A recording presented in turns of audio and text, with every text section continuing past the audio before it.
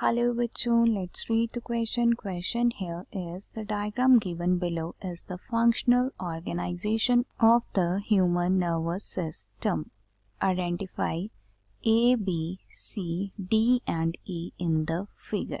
तो हमें जो है यहाँ पे A, B, C, D और E को आइडेंटिफाई करना है जो कि फिगर में दिए गए हैं. ऑप्शंस हैं ह्यूमन न्यूरल सिस्टम जिसमें A दिया गया है peripheral nervous system, B is central nervous system, C is autonomous nervous system and at last D is sympathetic nervous system and E is parasympathetic nervous system. B दिया गया है A is autonomic nervous system, B जो है central nervous system है, C peripheral nervous system है, D sympathetic nervous system है, E parasympathetic nervous system है. A हमारे पास यहाँ पे central nervous system है, B peripheral nervous system है, C autonomous nervous system है, D सिंपैथेटिक नर्वस सिस्टम है, E पैरासिम्पैथेटिक नर्वस सिस्टम है. A हमारे पास ऑटोनॉमस नर्वस सिस्टम है, B पेरिफेरल नर्वस सिस्टम है, C सेंट्रल नर्वस सिस्टम है, D sympathetic nervous system है और E पैरासिम्पैथेटिक नर्वस सिस्टम है. आप देख सकते हैं यहाँ पे हमें फ्लो चार्ट दिया गया है जिसमें हमें जो है clearly A, B, C, D और E को आइडेंटिफाई करना है. तो चलिए स्टार्ट करेंगे विद की कंसेप्ट. यहाँ पे हमारा कंसर्न जो है ह्यूमन के नर्वस सिस्टम से है जिसे ह्यूमन न्यूरल सिस्टम भी आप कह सकते हैं, ह्यूमन नर्वस सिस्टम भी कह सकते हैं. ह्यूमन नर्वस सिस्टम के जो है दो पार्ट्स होते हैं जो कि हमारा है सेंट्रल नर्वस सिस्टम और पेरिफेरल नर्वस सिस्टम. इसे जो है हम most of the time CNS और PNS कह देते हैं. कंफ्यूज नहीं होना है. CNS जो है ये हमारा सेंट्रल नर्वस सिस्टम है और PNS जो है ये हमारा यहाँ पे पेरिफेरल नर्वस सिस्टम है.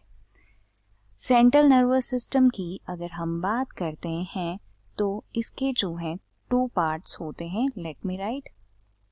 सेंट्रल नर्वस सिस्टम के दो मेन पार्ट्स हैं, वो है यहाँ पे ब्रेन और दूसरा हमारे पास है स्पाइनल कोड.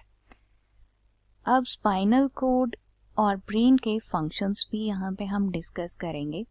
ब्रेन की अगर हम बात करें तो ब्रेन जो है हमारी बॉडी की जितनी भी एक्टिविटीज़ है उन्हें कंट्रोल करता है. तो सिंपली हम लिख सकते हैं कंट्रोल्स बॉडीज एक्टिविटी.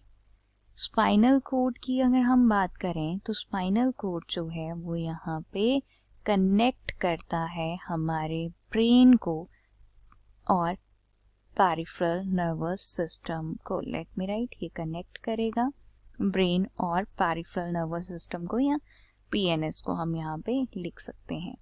इसी मैनर में डिस्कस करेंगे about the peripheral nervous system.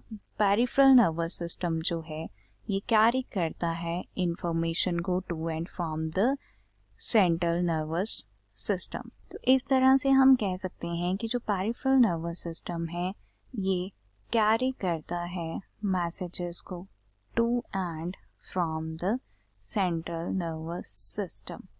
After that यहाँ पे ये जो है डिवाइड हो जाता है again into the two parts जो कि हमारे हैं somatic nervous system and then हमारे पास है ऑटोनॉमिक नर्वस सिस्टम.